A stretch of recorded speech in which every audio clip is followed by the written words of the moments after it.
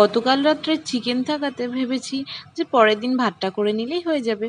তো সেই মতোই ভাতটা করে নিয়েছিলাম। তারপরে ভাবলাম ঘরে যখন সব আছে আমি একটু ফ্রাইড রাইস করে নিই। তার জন্য আমি ডিমটা ভুজি করে নিলাম। এখানে গাজর ক্যাপসিকাম কুচি আছে, আদা পেঁয়াজ রসুনটা কুচি করে নিয়েছিলাম, আর পনির ছিল।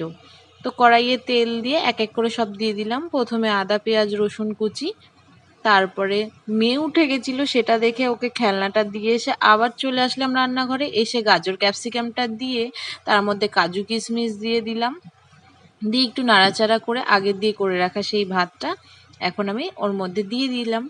দিয়ে দেওয়ার পরে আমি ডিম ভুজি পনির দিয়ে লবণ দিয়ে দিয়েছিলাম, এখানে দেখাতে ভুলে গেছি।